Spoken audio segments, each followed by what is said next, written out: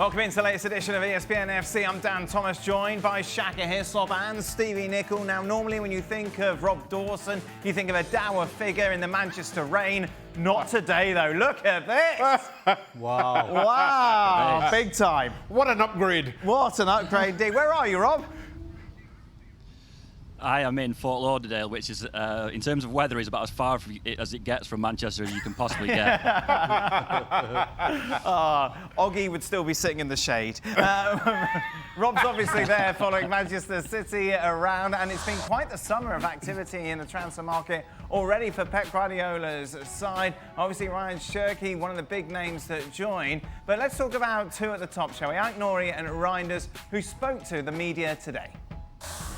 What kind of conversations did you have with Pep since you've arrived? Has he spoken to you at all about your role and what he expects of you at City? No, we speak about everything, you know, about the life, about the city with in Manchester. Yeah, for sure, he know what I can do.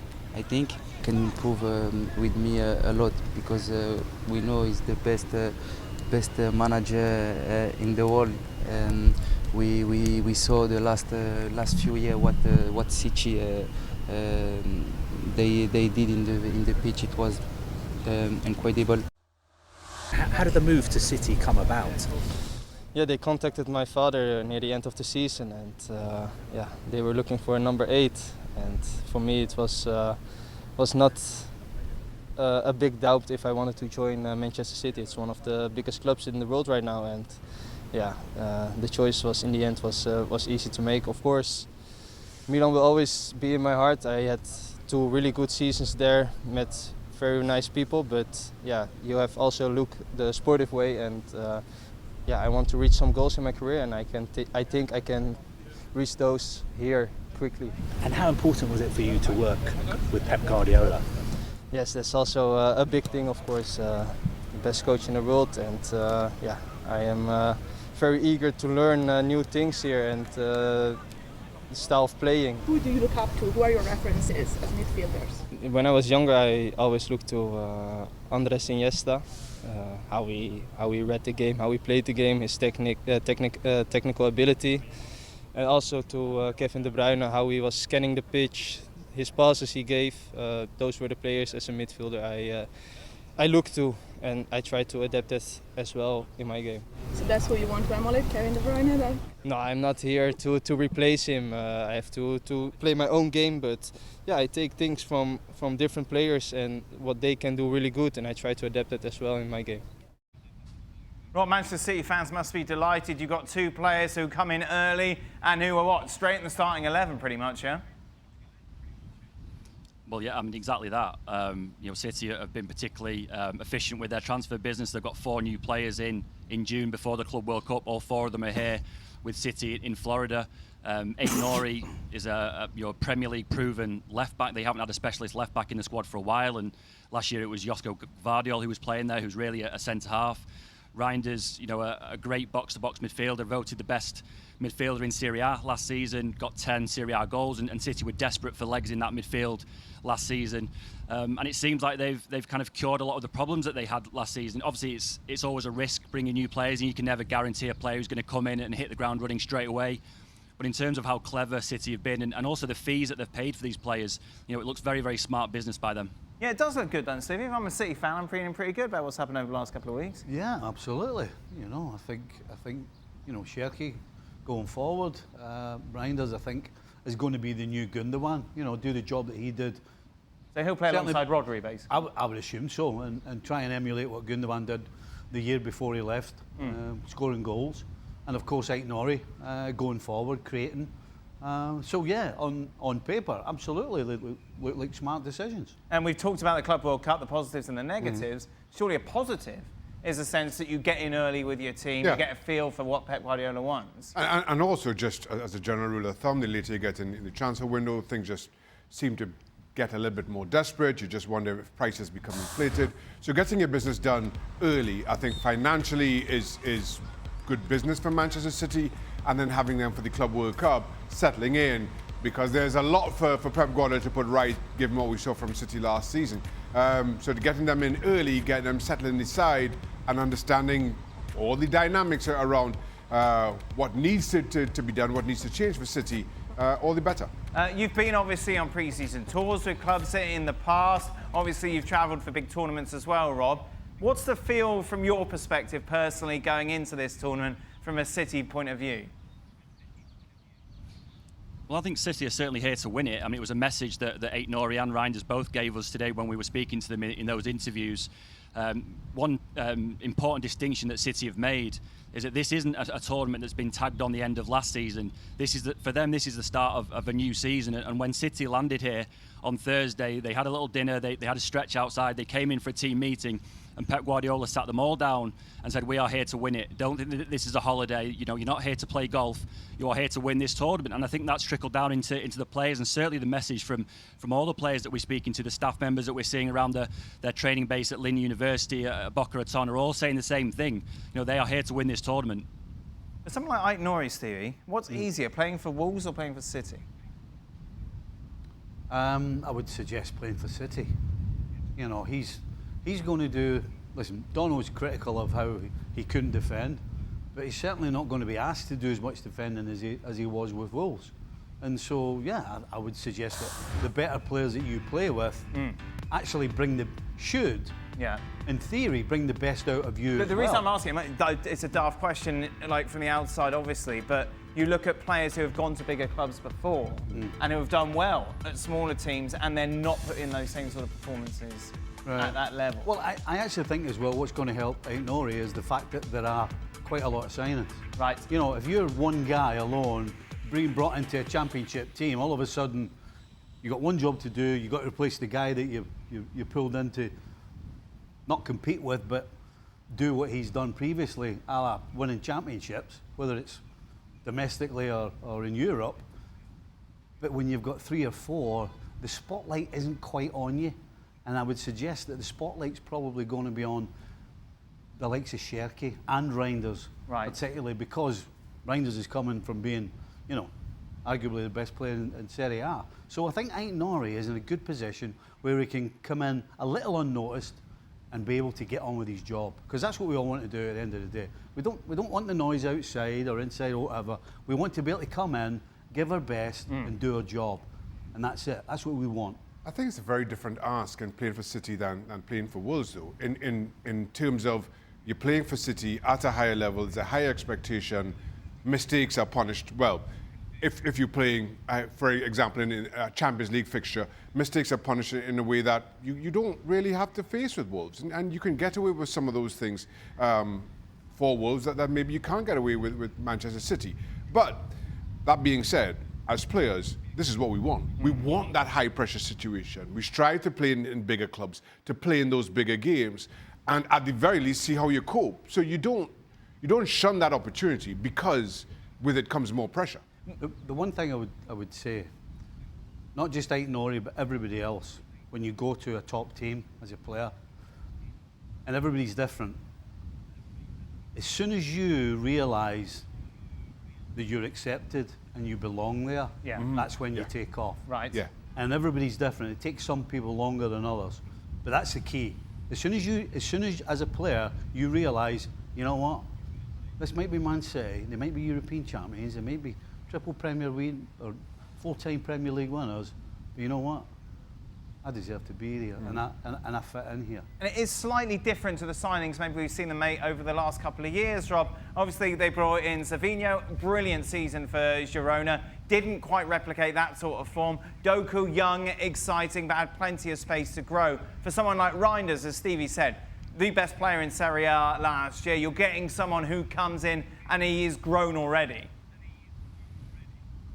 Yeah, and I think it probably acknowledges, or City acknowledging, that they perhaps made a mistake last summer, that they didn't make as many changes to the squad as perhaps they should. I mean, Pep Guardiola has referenced that last season, that maybe you put too much faith in the likes of Gundogan and Bernardo Silva to kind of replicate their performances again. With Reinders, you know, you're not getting a 21-year-old midfielder, you're getting a 26-year-old proven midfielder in one of Europe's top 5 leagues in Italy. You know, he comes in as Serie A's best midfielder, so he'll be expected to play, you know, straight away, to make an impact straight away. There will be no kind of expectation of a bedding in period. It'll be about him hitting the ground running and playing a key role straight away. And let's just remind you, shall we, of Manchester City's group for this Club World Cup, which of course kicks off tonight. Inter Miami in action in the opening game for Manchester City, of course. They'll be playing tomorrow against Wydad. Juventus and Al Ain make up their group. Just in general, obviously we saw quite a few journalists in the training for Manchester City before, Rob. How much attention is there around City and this tournament from the world's media? Well, I mean, to be honest, there hasn't been that much hype around City. We were at training yesterday. There wasn't many people there watching training. It's been quite understated so far. Obviously, there was a few more people there today because there was player access. In terms of the tournament itself, I mean, I've been in Miami or around Miami since about Wednesday. There isn't an awful lot of sort of advertising. You wouldn't necessarily know it was going on if you were just driving down the highway. There's not an awful lot of adverts on the TV or radio. Obviously, there's got the opening game tonight with Inter Miami, and there'll be a little bit of buzz around that because they are, in theory, the host team. But in terms of kind of the wider public knowing whether this tournament's going on or not, I don't really think that they do. I mean, there are groups of sort of travelling fans that you'll see around South Beach and places, lots of kind of Boca fans walking around in their shirts. But other than that, it certainly doesn't feel like, say, a normal World Cup. I think maybe it's a tournament that's a little bit of a slow burner, and once you get to the latter rounds, maybe then the interest will peak a little bit more. What's on tonight, Rob? Saturday night in Florida? I'm at the Inter Miami game. I'm working. He's always working. Beautiful. Oh, professional. Exactly. Thank you very much, Rob. Much appreciated. Oh, a bit deja vu. The future of Nico Williams is very much up for discussion once again, as of course it was last summer after his performance in the Euros, linked to a number of big sides across Europe. Not quite with the same sort of view. Why haven't you got a balcony with a view of the seaside? What's going on, Alex? No balcony. There are some palm trees just gently swaying outside my window, but it's behind the camera, so you can't actually see them. But I promise you they're there. There you go. Alex is in California. He is following Real Madrid there. But let's focus, shall we, on Nico Williams, Alex. As I say, here we go again. Yeah, it's an interesting one, this, because, I mean, winger isn't a position that obviously, I think, Barcelona needs strengthening going into next season, because two of their best players last season, of course, were Lamine Yamal and Rafinha. Now, there's a lot of talk that maybe Hansi Flick likes the idea of moving Rafinha inside from the left wing into the middle, playing behind the centre forward, instead of someone like Dani Olmo or Fermin, and that leaves a vacancy potentially on the left wing for someone like Nico Williams. It's also interesting that Williams is being linked again, because you mentioned that interest last summer, and I think, to be honest, Nico Williams and his representatives ended last summer a bit annoyed and a bit angry with Barcelona. They felt like they've been sort of led down the garden path a bit by Barcelona in terms of talking about their interest and making a lot of noise about potentially bringing Nico Williams in, and then not following through with it, come the end of the summer, because let's be honest, last year, certainly financially, it wasn't a deal they could do, even though Nico Williams has a fairly accessible, I think, €58 million release clause. So it's interesting that he's being linked again this summer, both positionally and, like I say, because it's him, because of what happened last summer. But it does tell us a lot, I think, about where they're looking to strengthen, about the positions that Hansi Flick likes the idea of bringing in something different, because it hasn't just been Nico Williams, has it? There's been links with Luis Diaz as well in terms of a left-sided forward player. It's interesting, Alex, because obviously the narrative throughout the whole season was, who needs Williams when you've got Rafinha putting in the performances that he did, obviously, under Hansi Flick last year. And you kind of think, well, why is Hansi Flick wanting to complicate something that works so well? Yeah, absolutely. Rafinha was one of the best players in not just in Spain, but in Europe, in the Champions League as well. You look at his numbers in terms of goals and assists. He was right up there with any player in Europe. He was one of Barcelona's most important players, with Pedri, with Lamine Yamal. Maybe it's a desire and sort of an understanding from Flick that you have to keep evolving. You have to keep things fresh. That going into this season, they can't just do the same things they did last season. Last season, they were so effective. They were the best team in Spain, one of the best teams in Europe. But maybe you can't just go again. Maybe it's good to shake things up, to look to try something new. And he's seen potentially a way to evolve the team, and I guess in his mind, improve the team. But like I say, if you went through the positions of where you think Barcelona need to strengthen this summer, I don't think left wing is obviously one of them. Why mess with something that works so well, Stevie? Lewandowski, Lamine Yamal and Rafinha were the best front three in the world last year. Yeah, I don't get it.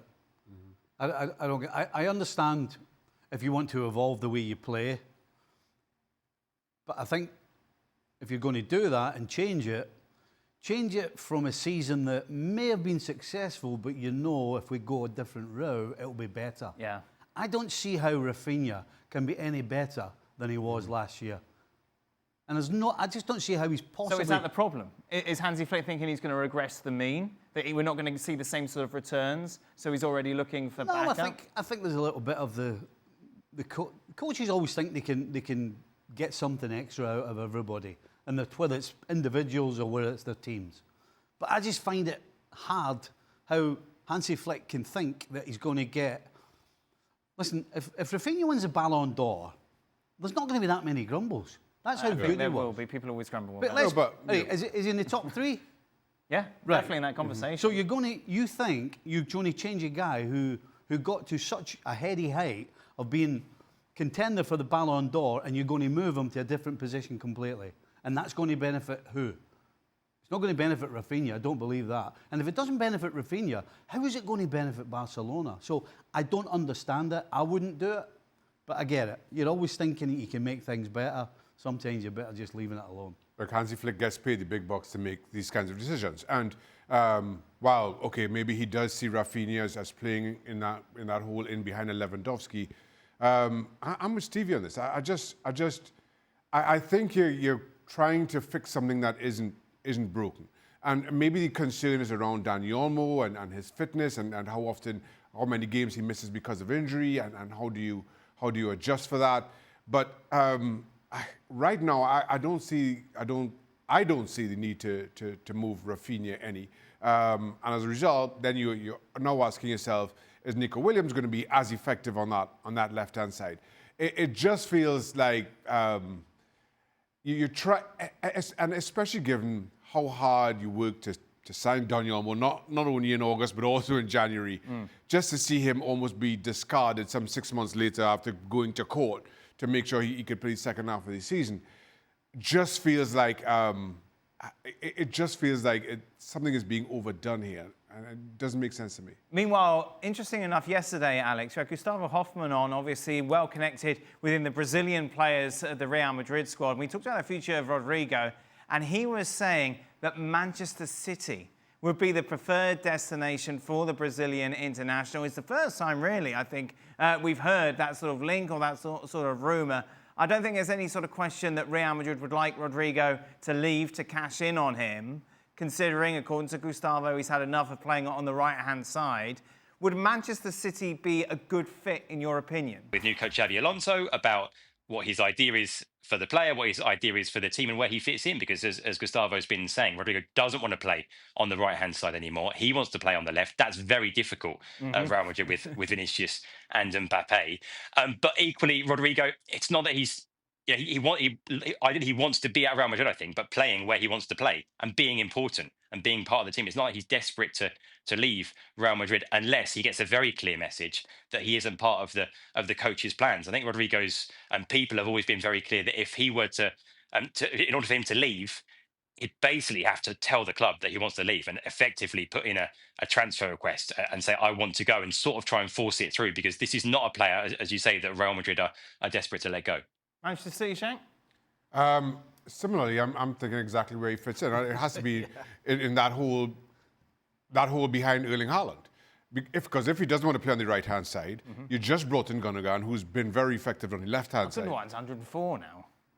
Not Gundogan. You think Mamouche? Mamouche, excuse me. Mamouche on that left-hand side. You just brought him in, and he's been very effective on that left-hand side. But Rodrygo's better, isn't he, than Mamouche there? I'm not sure, you sacrifice Mamouche for Rodrygo on that left-hand side. Unless, the idea is to move Mamouche more centrally, because that's the only adjustment here, or the only, unless you're trying to figure out who plays in that hole behind Erling Haaland. I'm just not sure where all these pieces fit. Yeah, I'm a Shaka. I don't. He's not guaranteed a spot on the left-hand side for Man City. Why not? So why would he go? Why not? I think Mamouche has been good. Mamouche has been good. Yeah, I know. Look, Mamouche has been Mamouche, but it's Rodrygo. Look what he's achieved at Real Madrid. Look at his CV. Look at the trophies that he's won. Right. Right, what? Wait, what? He's not been stand out, Dan. Because he's been Let's playing be in the wrong position. Well, according to him. Well, yes, well, he should know. Well, so we don't. So when was the last time he played on the left-hand side? A long time ago. Well, there you go. So how do we know? And then because when he's been given the opportunity, we know that he can shine. Come on, no. No, you're not having it. I'm not sure. I'm not sure it's that easy. I'm with Steve on that. There's no. If we're talking Vinicius Junior, similar CV in terms of what they've won, then you say, well, yeah, Marmoush has got to make room. You have ditched Marmoush so quickly, Shaq. For Vinicius Junior, for Vinicius Junior, but I'm not straight off the bat edition for Rodrygo. I tell you what, Alex, we can see your Arsenal pyjamas folded nicely on the bed behind you. That would make a lot of sense as well, wouldn't it? Now you're talking sense. Yes, please. Yes, please. I'd take that. I think Arsenal would be a great destination for Rodrygo, but I am very, very biased in that respect. So maybe don't listen to what I have to say on that subject. No, but that's a player that you need. You need that position filled. It's an upgrade on everything you've got. Go out and spend some money. Yeah, Arsenal. Yeah. Yeah, absolutely. 100% agree with you on this. Yeah. On the 10 seconds ago, I don't know what you're talking about. Okay. But 100%. Yes, if you're Arsenal, you go and sign Rodrygo. There's no question he will be an upgrade on what they have. Yeah. That makes complete and utter sense. The one we're talking about before. All right, we've moved on from that now. We've moved on. We did the Manchester City chat. Now we're talking Arsenal. Okay. How much money are you willing to pay out your own pocket for this, Alex? No, I won't be footing the bill, and money would be a genuine question because even for Arsenal, I think financially it wouldn't be an easy package in terms of the wages and the kind of transfer fee that Real Madrid would demand. Because I think Real Madrid would be looking for 100 million plus something for a player. That's what they'd want to bring in. And can Arsenal do that? And could they pay the wages as well? And in terms of you guys' debate about Rodrygo, I think, look, he's never found the consistency to match his talent. Everyone agrees that he's incredibly talented and he's had some of the biggest moments at Real Madrid in the last few years in terms of the Champions League. Those goals against City have come from Rodrygo, but he's never been consistent. He's never scored goals consistently, even when he's got minutes like last season. So that's the big thing for him. I suppose if you're Arsenal, you're looking at Liverpool bringing in someone like Florian Wirtz. We've already discussed Manchester City making big signings. Arsenal very much behind in that race when it comes to adding to the squad already this season. They have to get a move on. Absolutely. Listen, Arsenal have had a need for a couple of years that I don't think they've fully addressed even yet. So while Rodrygo is a welcome addition and needed, still not priority number one. But we've had this conversation about Arsenal over the last few years. It's somehow they've addressed every other priority but number one. They need to get that done first of all, before you even start talking. And if Alex is saying 100 million for Rodrygo, which seems a little excessive in my opinion, that doesn't leave an awful lot of wiggle room in terms of bringing in that top-class striker that Arsenal quite clearly need. That's 100 million plus spend. I'm not sure you spend 100 plus at this point on a left-sided player. Meanwhile, Andy Robertson has been linked to a move to Atletico Madrid, Alex. This has come out of nowhere, really, over the last 24 hours. Of course, a man who has been key in Liverpool's success in the past, maybe just gone off the boil slightly, 31 years of age. How's his Spanish, Alex? That's a very good question. Have you been taking lessons like Trent Alexander-Arnold? I don't know. Have they been taking lessons together? Just to save some money on a Spanish teacher. It's an interesting one, and I think that it makes a kind of sense. We've seen Atletico Madrid target the Premier League once or twice in the last few years. Of course, Conor Gallagher moving last summer. We saw Kieran Trippier a few years ago come and be incredibly important for Atletico at fullback in maybe a similar sort of role that Robertson might fill, albeit on the other side. And I can see Robertson as a Simeone player. Atletico have had some, I have this sort of stereotype about them being a defensive team, but they do like to have fullbacks who get forward. They play, a midfielder in Marcus Llorente often on the right-hand side. Left back has been an issue for Atletico. They haven't been happy with the options there. We know it's one of the positions they want to strengthen this summer. And if Andy Robertson is available and would like to move and fancies life in Spain for a year or two, I think it makes sense. Yeah, it makes sense for him. Does it make sense for Atleti? Yes. I think so. Yeah, no question. Listen, Andy Robertson last season wasn't the Andy Robertson of previous years. Right. So clearly we're talking about maybe a wee step that's not there.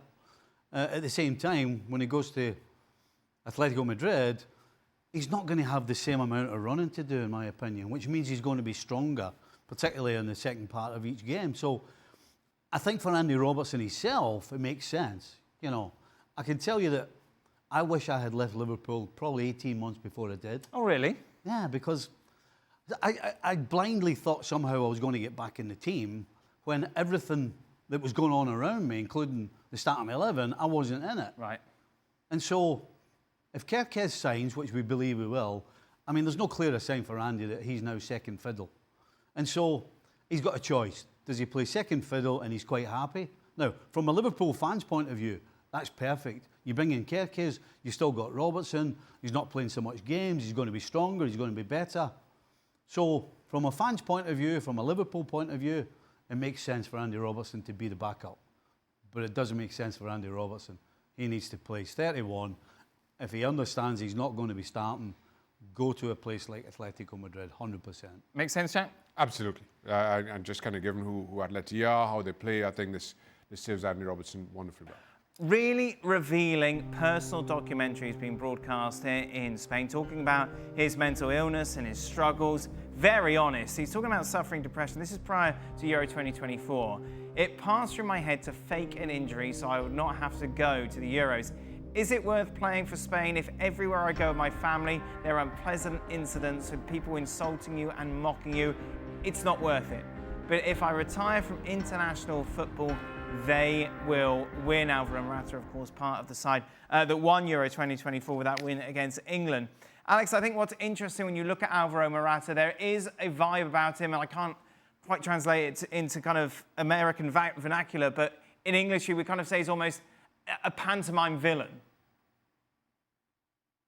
Yeah, I think he's always been a polarising kind of figure as a footballer in Spain, certainly. And part of that, of course, is this career path that he's had in terms of, playing for Real Madrid, then playing for Atletico Madrid, leaving. There's been, just jokes made at times about this thing about him always sort of being unhappy and always moving on and looking for the next thing and the next club. But then the last few years, when he has opened up, as you say, in an incredibly honest and I think quite admirable way about the kind of the mental health struggles that he's experienced, you get a feeling of why.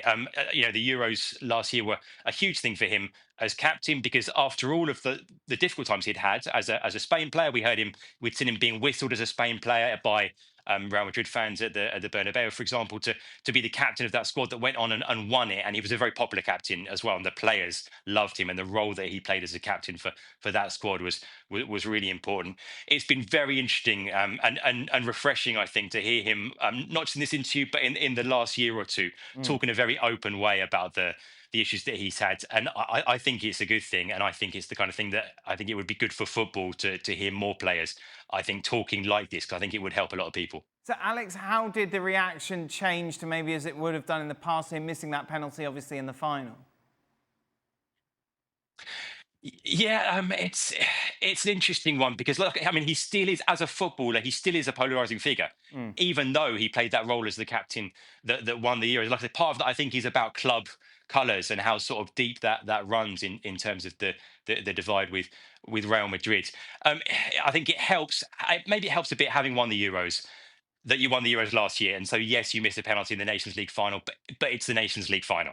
It's not like missing a penalty in a World Cup final or a Euro final. It doesn't have the same level, the same degree of a sort of intensity, and the fact that I feel like the whole country is sort of looking at it. So it didn't get the kind of reaction that it might have got if it had in another competition. But like I say, even if I think as a player he does still remain, like I say, a polarising figure, I think a lot of people have sort of taken, with the way that he's talked about this over the last year or so, have kind of taken a step back and started to understand that there's a lot more going on here, and that we should think about footballers as people, not just players. And taking you, to have someone say, like, I was thinking of faking an injury, so I wouldn't have to go and play for Spain, my country, because I didn't want to deal with the critics, kind of paints that picture, doesn't it? Exactly where he was mentally. It does. And on first reading, it kind of hits you hard that this is the extent that Alvaro Morata was bothered by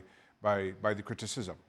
But the more I thought about it, the more I'll use all the adjectives that Alex just used. I'll also add needed. I said that this painful honesty is needed because I firmly believe that far more players than you would think go through exactly this type of thing without ever having to speak about it, without having the opportunity, we are almost conditioned during the course of our playing careers coming through that you just have to kind of take this abuse and this is part and parcel and this is what makes you stand out as being different, as being a top-class footballer. And it's not. It absolutely is not. And the more players like Alvaro Morata with his platform speak about it, I think the more other players will kind of work their way out of that stereotype and that expectation, get the psychiatric help that they need, get the sports psychologists that they need, which Alvaro Morata had and still was not enough to avoid some of these thoughts. I think more and more you're recognizing the pressures that these players are under, and the dismissal that, well, they paid a lot of money, does not change a single thing, does not change their humanity. I can't imagine being the captain of your country, going to the Euros, being one of the favourites to win it, and have the state of mind to not want to go. That just tells you how cruel.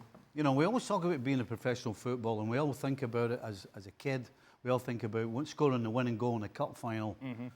But unfortunately, a big part of being a professional footballer is when you make mistakes or you're perceived to be the problem. There's a lot of criticism. And unfortunately, as Shaka said, there's not enough guys like Alvaro Morata with the name and the presence and the stature in the game to come out and talk about it, because I can assure you there are hundreds of thousands of players who just pretend that they're okay, but they're not. A lot more on that story, by the way, over on our website. Meanwhile, Morata's former side, Atletico Madrid, taking on PSG in one of the marquee games of the opening round of matches of the Club World Cup. You take a look at it, PSG, Champions League winners, second favourites to win the tournament. Atletico Madrid coming in at 15-1. All we've heard from Simeone is about how seriously they want to take this, Alex. Yeah, that was certainly the message from them this morning in training. I was with them in training here in LA earlier on in the sunshine at the Memorial Coliseum. And yeah, Simeone, as you might expect, talking about taking this tournament seriously, treating it just as importantly as they would any other trophy. That was the message from the players as well. Of course, it's a bit of a strange time to be here in LA with some of the protests that have been going on. Atletico Madrid are staying downtown in their hotel. There's a curfew currently downtown in LA at night time, but the players were saying their preparations haven't been affected too much by that. Simeone saying, they haven't been affected too much in terms of they've been able to rest, they've been getting where they need to be, they've been training as they have to, and everything so far in terms of their preparations has been absolutely on schedule. But they've got a tough opening game, as you say, against PSG, no question. We saw these two teams meet in the Champions League last season. Atletico got absolutely battered and somehow managed to come away with a win, scoring late on to win by a one-goal margin. But it made no sense, that result. I watched that game. It made no sense at all how they managed to beat PSG. And PSG, of course, went on to get better and better as the season went on and end up as the best team in Europe. And Atletico Madrid kind of dropped off at the end of the season as they fell out of the title race as well. So it's a big opening game. But one or two positives have been the likes of the form of Julian Alvarez, who ended the season really strongly. Alexander Sorloth ended the season incredibly strongly, scoring, 7 goals in his last 4 La Liga games, something like that. So I think there are reasons for Atletico to be optimistic about what they can achieve at this tournament. But yeah, like I say, it's a tough one to start at the Rose Bowl tomorrow. Alex, thank you very much. Alex, last time you were on your travels for us, I think you were in Saudi Arabia. That's when you lost your luggage and you were in a hoodie for 3 days. Are you better prepared this time round? I learned my lesson, Dan. Hand luggage only this time. How long are you going to be in the States hand for? Hand luggage only. Oh, well, a couple of weeks, but it's okay. I'll find a laundrette or something. I'll get my clothes washed, don't worry. Oh, no. I can pack efficiently. Oh, dear. Smelly old Kirkland. Just a reminder, we'll be looking back at PSG against Atleti on the next edition of ESPN FC. Be sure to join us. Welcome into the latest edition of Extra Time. Shaka Hislop with us, as is Stevie Nicol. Stevie came in and was talking about... Stevie likes to watch YouTube occasionally. Yeah, now and again. On the occasion. Now and again. And you're watching the 1988 game between Chelsea and Liverpool. Yes. Which little 7-year-old Dan Thomas was at. He was at. Boy. What a treat, eh? I remember... Dan remembered all the goals and everything. I remember because I remember Beardsley having the penalty save and John Barnes scoring the free kick. If you want to see 2 of the worst penalties there you are. given, One against me, by the way. Right. And it wasn't a penalty? Not a million years. I think we need impartial advice on this. Seriously, I thought that was bad enough. But you want to see the one that he gave for us. Right. Ray Houghton fell over his shoelace and the ref gave a penalty. Fantastic. I mean, it was Who embarrassing. scored for Chelsea? I don't remember. Well, there we are. And it's Father's Day, of course, tomorrow. Are you here tomorrow, Steve, for It Father's was Day? Gordon Jury. Gordon Jury, there we go. His nickname is Jukebox. Tell us why it's Jukebox, Steve, Well, if you can. Sorry, it was a programme on TV. Okay. So there was a music programme on TV in the UK Yes. back in the 80s called Jukebox Jury. Oh, right. Jury being J-U-R-Y. Jay? Well, we say Jai. You say Jai? Who says Jai? I've never heard you say Jai in your life. Scots say Jai? You really say Jai? Yeah, I just said it, didn't I? Well, just because you said it, it's like vice versa. Everybody says vice versa, by the way. No, I say Jai. J-U-R-Y, Jury. Really? Seriously? Yeah. I have never heard that. I'm sorry. As in, when you say we, you mean Scottish. The Scottish say, all right. All And his Scottish name was say Gordon. Jai. His name was Gordon Jury with a D. Is that okay? D all right? No, well, they're Jai. A die, Yeah. So he's Was it called with a die? Jukebox. That was his nickname. Oh, well, there we go. And it's Father's Day tomorrow. Are you working tomorrow? I am. I'm here tomorrow. I'll be here tomorrow as well. Stevie, you got a little present I got a early. present. I got an early. Just to give you a tee up for this, when it comes to DIY, this may surprise you to learn, Stevie is very much at the bottom of the pile when it comes to any sort of not on DIY the skill pile. or ambition. Not on the pile. Well, yes, we know your story with your bottom. Yeah, basketball. I am bottom. There we are. More bottom than Yeah. Stephen. And then what was your present that Eleanor gave you early? My wife came in to me and said, I've got you an early Father's Day present. Yes.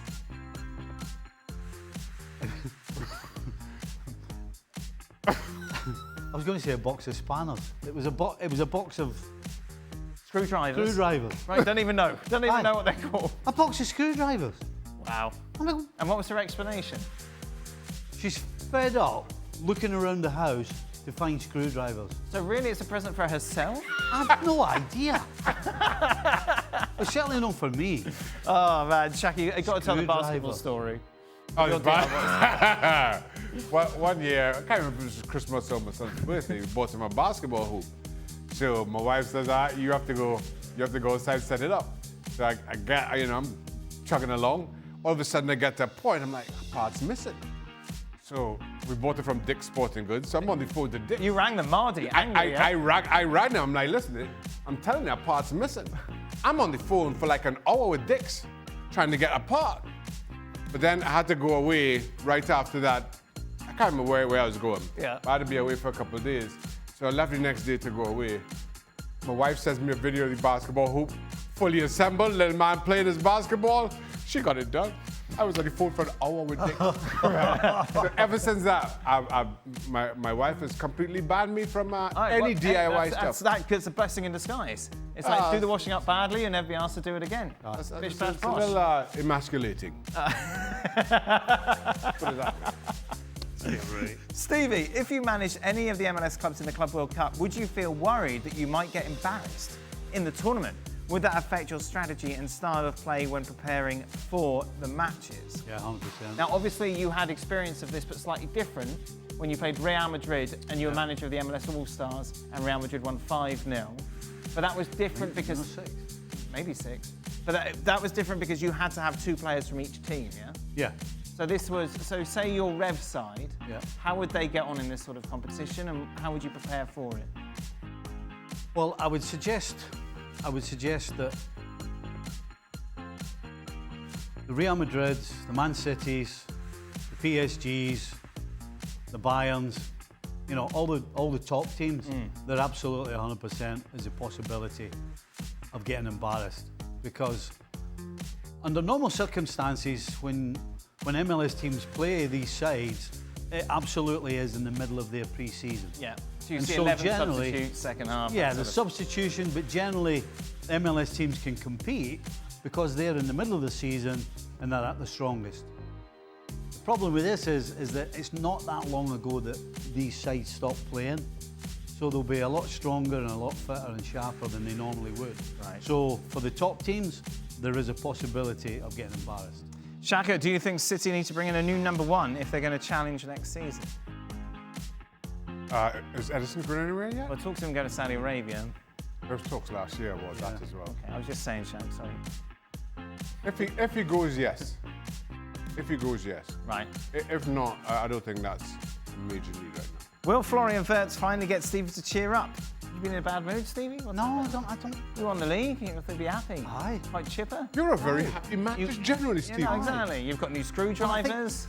I think perplexity, Doc is thinking, because I said I wanted a centre forward a few days ago. What was that noise you just did? I was trying to say the name. Perplexity Doc. Perplexed there you go. Doc. Right. It's 2 words. Oh, there you go. Not Yeah, I got it wrong Perplexity as Doc. well. What's Perplexity Doc? I don't know. He meant I thought he was choking. Listen to the listen to the master of I was pronunciation perplexed. over there. And I'm a doc. People's Really? names. Yeah. So why aren't you a DR instead of a DOC? DR is medical doctor. You're happy? Yeah, absolutely. Yes, I know that, Jack. But I'm so not what's the- it, a document? I'm not a medical doctor. Yes, but you would be a DR, no? I don't know. You were given that token doctorate. Not a token honorary doctorate. But it's still spelled the same as a normal doctor. It's spelled PhD. Oh. Stevie, did you ever consider leaving Liverpool? So outside of the UK in your prime? And also started learning any language as a matter of preparation? What? No, never. No, never. Italy Never. was the kind of the place, wasn't it, to go back in your day? That kicked in around the 90s. Yes. I mean, the only chance I had, and I never even thought about it, to be honest, it wasn't an option, was Rangers in Glasgow when Graham Souness took over. That's when they were big.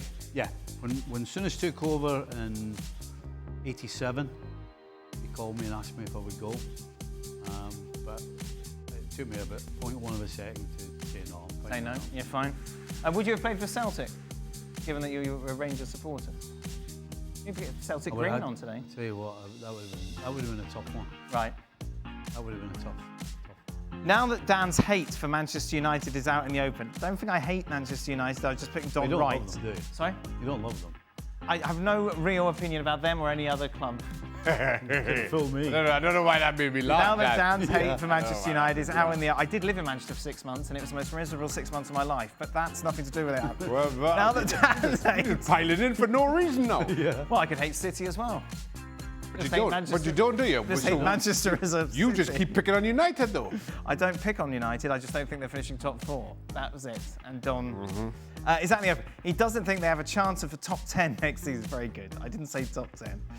What are his realistic expectations for the upcoming season? What do you think for United, guys? For me? Yes. Well, when I was here the other day, I said, at the absolute best, top Yeah. 6. Did you watch Don going a bit mad? I did. It didn't make any sense. It made no sense if they just had Aït-Nouri. Not Aït-Nouri. Cunha, sorry. Right. And it didn't make any sense either, even if they got Osimhen Yeah. and who was the other one? Buemo?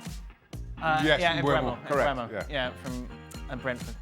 He sort of forgot about the middle of the park and the back four Yes, he did, and yeah. the goalkeeper. Yes. But other than that, he's Yeah. right.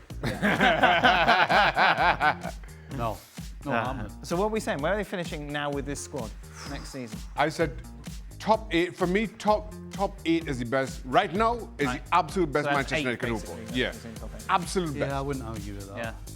Yeah, I think that's fair. Yeah. And I hate them. Shaka, have you talked to your friend Dwight York about how Trinidad and Tobago is feeling entering the Gold Cup and the general vibes of the football team? So Gold Cup kicks off tomorrow. Correct, against the US. national team, yes. It's our first game. And to the question, no, I have not. Why not? I've just kind of left Dwight to do his thing. I'm in regular contact with Russell Latifi's assistant. Right. We all played together growing up, and I just feel Dwight's the head coach. I'm staying out, I'm kind of hands off with that. I communicate far more regularly with Russell about everything else. Let Dwight do his job without worrying about me. Is there a goalkeeping coach who's taken that role instead of you? Because I imagine you would have been the... The goalkeeping coach is a guy by the name of Ross Russell, who's a very good friend of mine. we have good goalkeeping coaches in Trinidad. Ross, who's not there now. Clayton Ince, who's also part of 2016, is an outstanding coach. I'm not a coach. No? What are you, Shek? I just hang around. You're a handyman. Yeah. A doctor, but not a useful doctor. I got some screwdrivers. How many times in your life do you think you ever use those screwdrivers now? You know what? I actually used a screwdriver the other day, and tomorrow I'm going to use a screwdriver, funnily enough. Wow. But I didn't need a whole bag of them. What are you going to be screwdriving tomorrow? I'm going to take we took down there was curtain poles. Curtain poles, yeah. We moved into.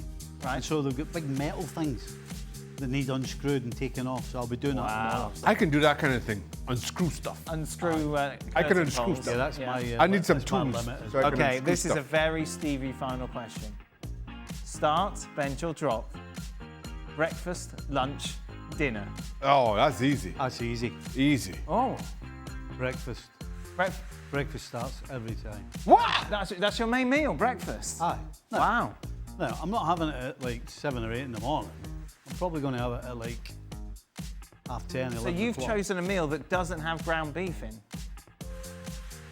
It's got bacon in it. It's got sausage in it. Yes, but that's not ground beef, Yeah. is it? Oh, no, breakfast.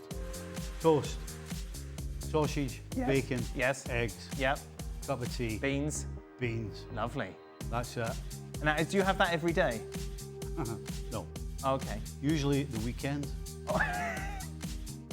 Usually the weekend. So what's during the week, Stevie? What's the... During the week? Yes. I don't have breakfast. Oh, so your favourite meal you don't have Correct. for 5 days out of 7? Correct. So therefore, surely that negates Called the discipline. argument. No, it's not. No. What size would it be if I ate that lot every day? Hey? Seriously? Honestly. I would eat that every single day if you Right. So what's on the bench possible to then? do it, we're not put on another 3 stone. Okay. I'd eat that for fun every day. Right, but What's only at weekends. Right now, generally weekend. Oh, So what's bench and drop then? no, it's not just weekends. That is, did you see? I don't care. You don't care about lunch or dinner. Breakfast is so superior to the other two. They're forgotten. Honestly, if somebody said, right, you can have 1 meal a day and that's all you get Yes. every single day, Yeah. I would have breakfast every day Wow. with that. Now, sausage, Shaka, bacon. where do you stand on this? Oh, my 1 meal a day would be dinner. Okay. All day long, every year, all dinner. Why dinner? Dinner is just more fun. A fun? Well, I just feel dinner's got more about it. You look forward to dinner. You spend all day thinking, Oh, okay. dinner. Yeah. Can't wait for dinner. Right. But what about Stevie's argument about breakfast? What if you had Stevie's breakfast every day? Oh, Stevie's point. What's I it mean? couldn't have that breakfast every day. So what's the culture in T&T for breakfast? I bet it's not sausage, bacon and eggs, is it? No. It could be any number of things. Culture. You can have sausage, It could, bacon, and it could be eggs any for it could be Yeah, any but number of cultural, things. It isn't could be any number of things. But for dinner you could have. You have doubles, you have black pudding, we got all sorts. We got it going on. Sausage, bacon, eggs for dinner and toast and a cup of tea. Oh, I'm sorry. You can sell a shake. Dinner's a winner. Okay then. Well, there we are then. Controversy to end today's show. Yes, it's the summer. ESPN FC will be back on your screens tomorrow. The Club World Cup kicks off. Yay! Me and Shaq will be here. And trying to big against the He'll US. be using his new screwdrivers. Yep. Jai? Jai. Jai. Yeah. Jai.